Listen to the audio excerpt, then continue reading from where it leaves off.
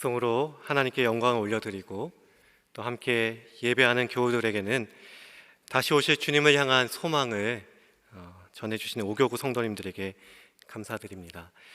오늘 오교구에서 준비한 찬양의 제목은 선한 능력으로라는 찬양입니다. 이 찬양은 독일의 음악가인 지그프리트 피에츠가 작곡한 곡인데요, 작사는 많이 들어보셨던 디트리 보네퍼 목사님이 이 가사를 적으셨습니다. 보네퍼 목사님이 일부러 찬양을 만들고자 가사를 적은 것은 아니고, 다윗이 마치 하나님께 고백했던 그런 고백들이 우리가 찬양으로 곡조를 붙여서 함께 노래하고 있는 것처럼 이 선한 능력으로라는 찬양도 보네퍼 목사님이 그 글을 적은 이후에, 그가 죽은 이후에 곡조가 붙여져서 이렇게 찬양이 되었습니다. 찬양으로 만들어진 원래 시, 보네퍼 목사님이 처음 적었던 원래 시는 이렇게 쓰여졌습니다. 제목은 선한 힘에 관해서입니다.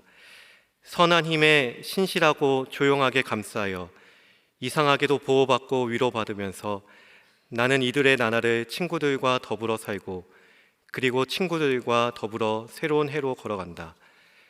낡은 해는 우리들의 마음을 여전히 괴롭히고 슬픈 나날의 무거운 짐은 여전히 우리를 중압할 것이다. 아 주여, 우리들의 거칠어진 혼에 당신께서 준비하신 구원을 주옵소서.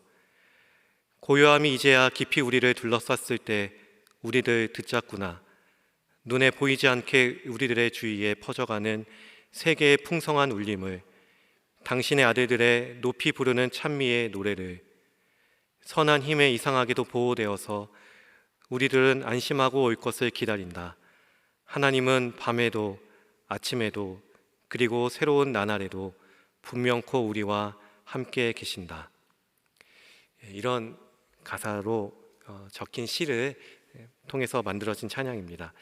보네퍼 목사님은 히틀러를 암살하려는 그 일에 동참했다는 이유로 체포가 되어서 베를린에 있는 형무소에서 수감되어 있다가 결국엔 교수형에 처해서 죽었습니다. 그가 감옥에 갇혀 있는 동안 부모님에게 또 친구들에게 또 아내에게 시를 써서 보내고 또 기도문을 써서 또 편지를 써서 이렇게 보냈습니다. 보네퍼 목사님의 친구였던 에버하르트 베트게라고 하는 이분이 이런 편지들을 잘 모아서 책으로 엮어 출간한 것이 보네퍼 목사님의 옥중서간이라는 책입니다. 제가 방금 읽었던 이 선한 힘에 관해서라는 이 글도 옥중서간이라는 책 안에 담겨 있습니다. 목사님이 나치가 항복하기 얼마 전이었던 1945년 4월 9일에 교수형에 처해서 이 땅에서의 삶을 마쳤습니다. 선한 힘에 관해서라는 이 글은요, 1944년 12월 마지막 날쯤에 적혔다고 합니다.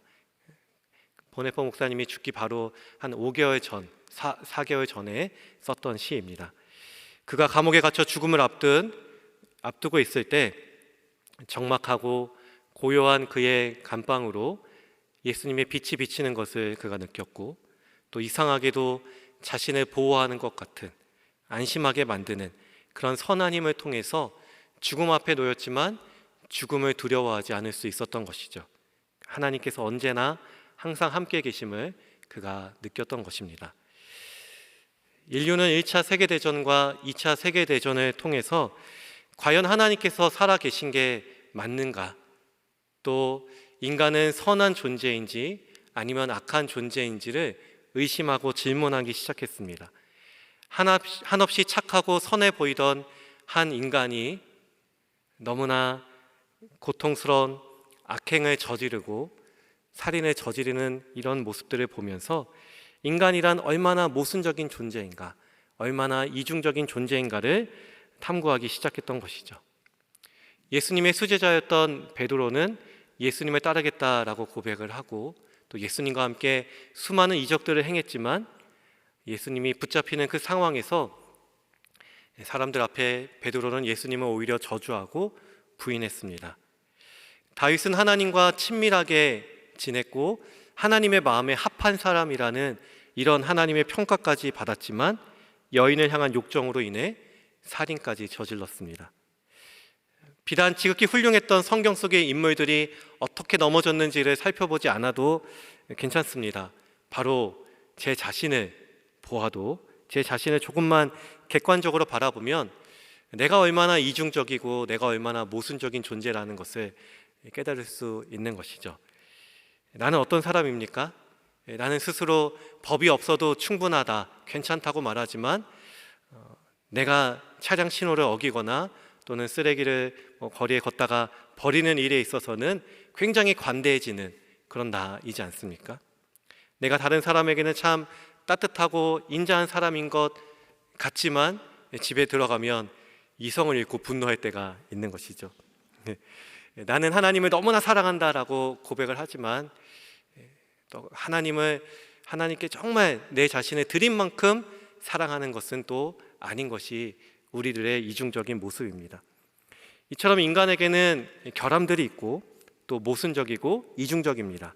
그런데 하나님은 이런 인간을 향해서 선한 일을 행할 능력을 주시겠다, 선행을 행할 수 있는 능력을 주시겠다라고 말씀하십니다.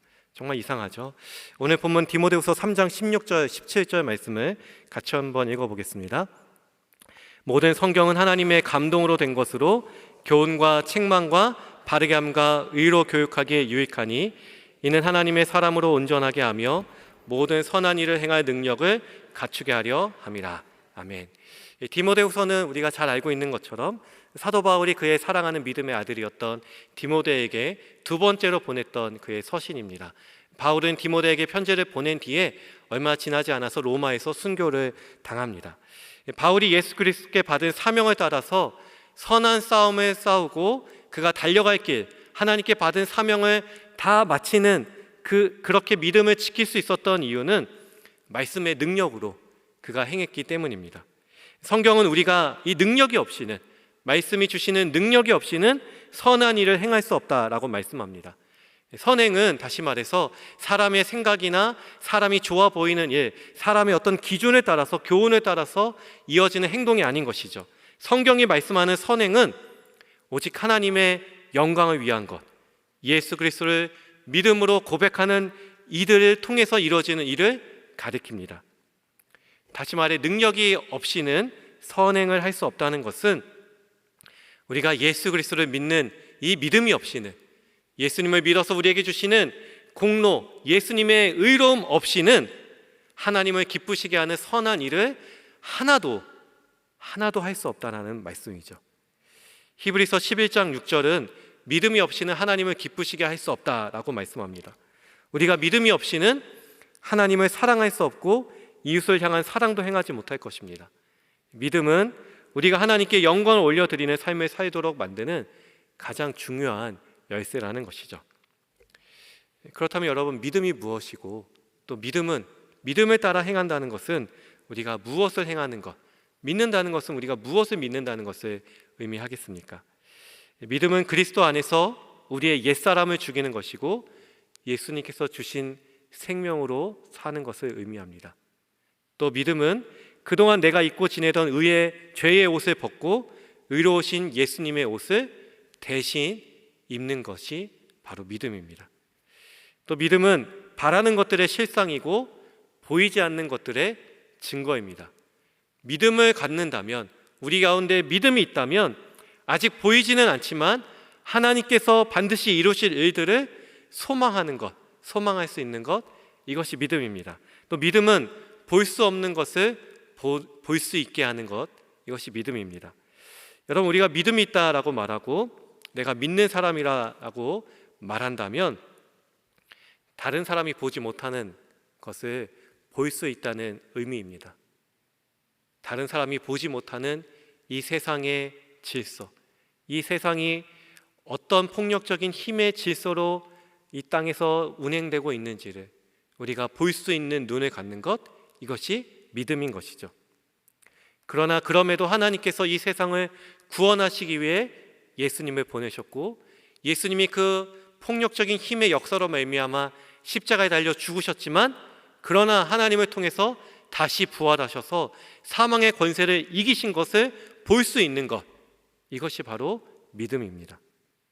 우리 가운데 이 믿음이 있어야 하나님을 기쁘시게 할 수 있고 또 오늘 선한 일을 행할 능력을 우리 가운데 갖추게 하신다는 말씀입니다. 그렇다면 하나님께서 믿는 자에게 선한 일을 행할 능력을 주신다고 하셨는데, 그럼 선행은 무엇이겠습니까? 또 우리가 선행을 왜 행해야 하는 것이겠습니까? 먼저 선행은 예수 그리스도를 믿는 참된 믿음으로 말미암아 하나님의 영광을 위하여 행하는 모든 것, 이것이 선행입니다. 따라서 선행은 하나님께서 우리 가운데 말씀해 주신 것, 또 우리 가운데 가르쳐 주신 것, 또 우리 가운데 명령해 주신 것을 행하는 것, 그게 선행입니다. 물론 하나님께서 우리가 행해야 할 일을 구체적인 지침을 다 들어서 이때는 이렇게 하고 이때는 이렇게 하라는 모든 일을 구체적으로 가르쳐 주신 것은 아니죠. 그러기에 우리가 무엇을 하든지 다 하나님의 영광을 위하여 하라라고 말씀하시는 겁니다. 우리가 믿음 안에서 어떤 일을 하든지 다 하나님의 영광을 위해서 행해야 하는 것입니다.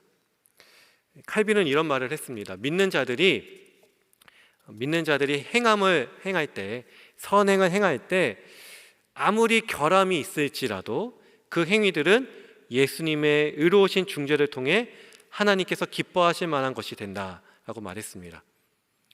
여러분, 우리가 하나님의 영광을 행한다고, 선행을 행하겠다고 악행을 저질 수는 없잖아요. 죄악을 저질 수는 없겠지만 우리가 하나님께 순종하려고, 하나님께서 명령하신 일을 지켜보겠다고 어떤 일을 행했던 일들 중에 비록 결함이 있겠죠.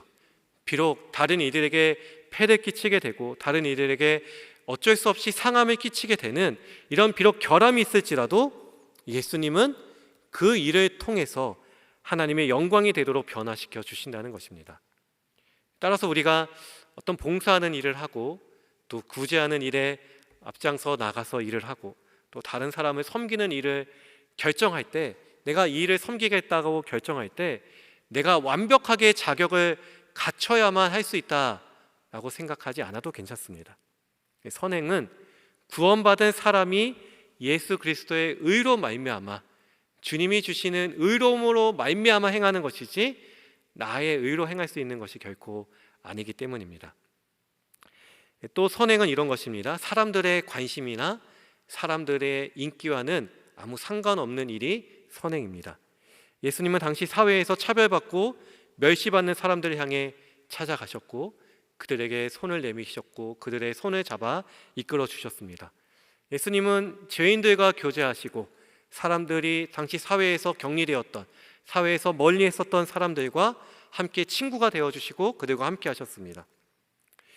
세례 요한조차도 예수님의 길을 준비하고 예수님께 세례를 행했던 세례 요한조차도 이런 예수님, 죄인들과 친구가 되고 죄인들과 함께 식사하는 이런 예수님이 과연 메시아가 맞는지를 질문했습니다. 예수님을 의심했던 세례 요한은 그의 제자들을 예수님께 보내서 예수님이 정말 성경에서 말씀하는 그 예수님 맞습니까? 만약에 아니면 우리가 다른 예수님을 기다려야 하는 것입니까? 이렇게 질문을 했습니다.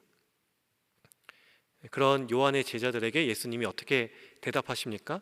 못 보던 자가 보고 못 걷는 사람이 걷고 부정한 나병 환자가 깨끗해지고 못 듣는 사람이 들으며 죽은 자가 살아나며 복음을 듣지 못했던 가난한 자에게 복음이 전파되는 것을 통해서 내가 누구인지를, 내가 바로 성경이 가리키는 메시아인지를 알 수 있다라고 말씀하셨습니다. 이처럼 여러분, 예수님께서 행하셨던 모든 일들은 하나님께 영광이 되고 하나님이 기쁘게 받으시는 선행이 되었지만 당시 사람들은 어떻습니까? 예수님을 의심하고 말씀을, 율법을 아는 자들조차 예수님을 의심하고 오히려 예수님을 정죄하고 예수님을 십자가에 달려 죽였습니다. 따라서 하나님이 말씀하시는 선행, 우리 가운데 행할 수 있도록 능력을 부어주시는 선한 일을 행하는 이 선행은 사람들에게 인기가 있는지 없는지와는 상관없이 하나님께서 하나님 앞에서 완전한 순종의 모범을 보여주셨던 예수님이 걸어가셨던 그 길, 사람들에게 인기가 없지만 그러나 구원의 길, 진리의 길이었던 예수님의 그 길을 따라 걸어가는 것, 이것이 선행입니다. 그렇다면 여러분, 우리가 왜 선을 행해야 되겠습니까? 사실 선행은 우리가 왜 할지 말지를 고민할 필요가 없습니다. 선한 일을 행한다는 것은 구원받은 사람들에게서 드러나는 증표입니다. 구원받은 사람들의 삶으로 나타나는 열매인 것이죠. 자연스럽게 드러나는 열매입니다. 좋은 나무에 달려있는 자마다 아름다운 열매를 맺게 된다는 것은 예수님의 진리를 깨닫고 예수님의 나의 구주로 영접한 사람들이 예수님께 붙어 있을 때 자연스럽게 아름다운 열매, 즉 선행이 드러나게 되는 것입니다. 그런데 그럼에도 우리가 왜 선행을 행해야 하는지, 왜 선한 일을 해야 하는지에 대해서 성경은 세 가지의 관계 가운데 세 가지의 관계를 통해서 설명해 줍니다. 첫 번째는 우리가 하나님과의 관계 안에서 선을 행해야 하는 것이죠. 하나님은 우리 가운데 내가 너희를 사랑한 것 같이 너희도 서로 사랑하라, 이 계명을 새롭게 주셨습니다. 우리가 소망을 잃은 자들을 찾아가서 그들 가운데 예수님을 전하고, 또 인생의 고난을 맞아 힘겨워하며 눈물 흘리는 자들을 찾아가서 그들과 함께 울고 예수님의 생명을 전해주는 것은 우리를 사랑하신다고 말씀하셨던 하나님과의 관계 안에서, 우리도 관계 안에 있을 때 우리도 이웃을 사랑하며 관계를 맺어가는 것입니다. 두 번째, 우리는 나 자신과의 관계 안에서 선을 행해야 합니다. 우리는 선행을 통해서 하나님께서 나에게 베풀어 주신 은혜에 감사를 고백하는 것을 깨닫게 됩니다. 하나님이 나에게 주신 구원이 얼마나 감사한지를 알게 된다는 것이죠. 그리고 선을 행함으로 우리가 하나님께 구원받았다는 믿음을 확인하고 또한 우리의 믿음을 더욱 성장시켜 나갈 수 있습니다. 우리가 선행을 행하도록 의식적으로 자꾸만 추구해야 되는 것은 선한 일을 행함을 통해서 내 믿음이 자라고 내 영혼이 성숙되어지고 성장하는 것을 경험할 수 있기 때문인 것이죠. 내가 하나님의 뜻 안에서 아무런 성장하지 않겠다, 내가 하나님 안에서 내 믿음이 성숙해지는 것을 전혀 기대하지 않는다면 선한 일을 행할 필요가, 그 일에 대해서 고민할 필요도 없습니다. 세 번째, 우리는 이웃과의 관계 안에서 선을 행해야 합니다. 우리가 선행을 통해서 두 종류의 이웃과 관계를 맺을 수 있습니다. 먼저는 교회 안에 함께 있는 믿음의 형제 자매들, 그들과의 관계 안에서 믿는 자들의 앞서간 선행이 본이 될 수 있습니다. 올해 우리 주님의 교회가 하나님의 선교를 세우는 가정, 하나님의 선교를 세우는 교회라는 큰 주제를 갖고 한 해 동안 열심히 달려나가고 있습니다. 지난 3월과 4월에 우리 주님의 교회가 하나님의 선교를 세우는 주님의 교회 공동체가 되기 위해서 하나님의 선교를 실천하며 지역 봉사활동에 참여하는, 그런 봉사활동에 참여하는 몇 가지 일들을 같이 행했습니다. 제가 두 가지 봉사활동에 참여를 했는데요. 청량리에서 노숙자들에게 점심 식사를 제공하는 바퍼 봉사활동, 그리고 우리 교회 기관인 섬김과 나눔에서 매주 행하고 있는 거여 마천동 지역에 계시는 혼자 계신 어르신들이나 또 몸이 불편하신 분들, 경제적으로 또 어려움을 겪는 분들에게 죽이나 또 생필품들을 전해드리는 이런 봉사활동에 함께 참여해 봤습니다. 각 봉사활동 현장에 가 보니까요, 이미 우리 교회에서 10년이 훨씬 넘게 매주마다 묵묵히 섬기는 성도님들이 각 봉사활동마다 계시더라고요. 제가 주님의 교회에 부임한 지 이제 4년째가 됐는데 그동안 매주 그런 선한 일을 행하고 있는 사역이 이루어지고 있는지를 잘 몰랐습니다. 그곳에 가면 이런 분들이 계시다는 것을 전혀 몰랐습니다. 그런데도 오랜 시간 섬겨 오신 분들 곁에서 그날 함께 도우면서 하나님께서 기뻐하시는 선한 일이라는 것은 이런 것이구나 깨닫고, 먼저 앞서 행하셨던 믿음의 우리 선배님들을 통해서 하나님의 선한 일들을 배울 수가 있었습니다. 또 우리가 선행을 행하는 것은, 선한 일을 행하는 것은 믿지 않는 이웃들과의 관계 안에서도 작용합니다. 믿지 않는 이들에게 그들이 그리스도께로 인도하는 통로가 될 수 있는 것이죠. 그동안 청량리 바포 봉사뿐만 아니라 이 죽배달 봉사뿐만 아니라 우리 교회와 또 믿는 이들의 선행을 통해서 얼마나 하나님을 알지 않던, 하나님을 모르던 영혼들이 주님께로 돌아왔겠습니까? 이처럼 선한 일을 행하는 것은 하나님과의 관계, 또 나 자신과의 관계, 이웃과의 관계 안에서 반드시 이루어질 수 있어야 하는 것입니다. 제가 군 생활을 해군에서 보냈습니다.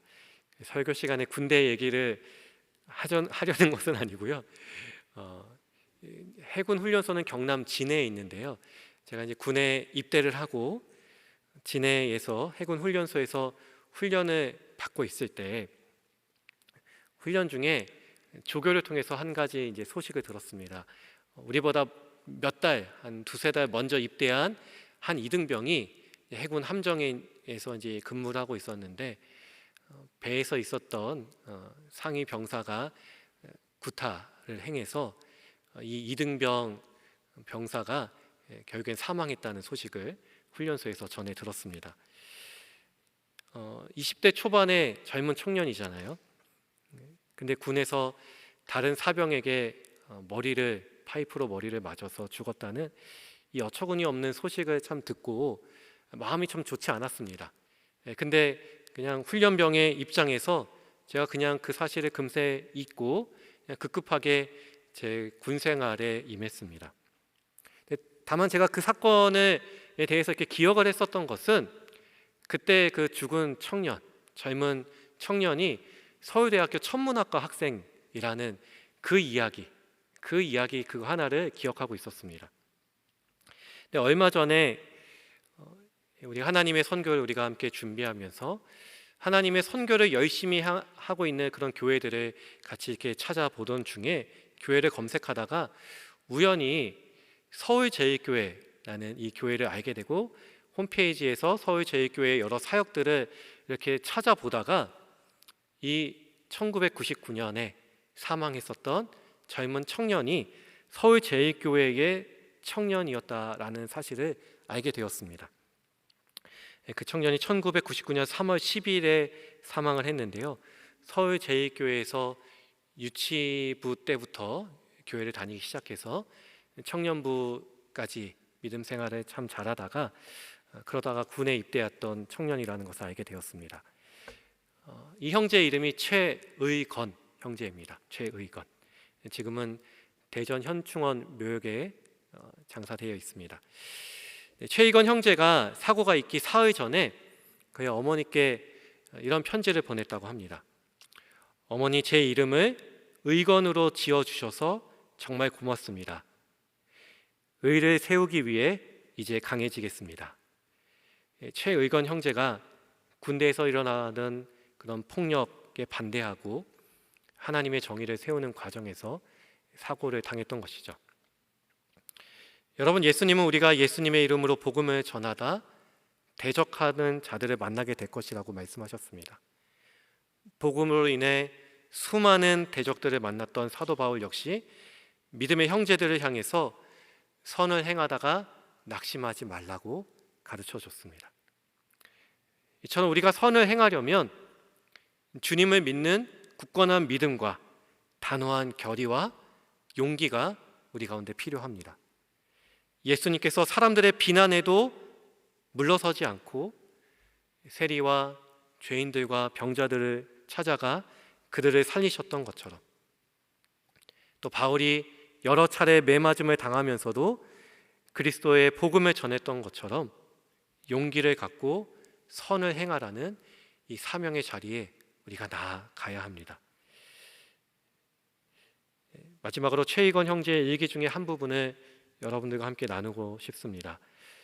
최의건 형제가 군에 입대하기 막 전에 1998년 10월 25일에 그의 나이가 21살일 때 적은 일기입니다.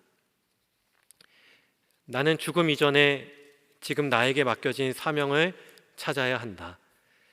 주위 사람들을 위해 무엇인가 할 일을 찾아야 한다.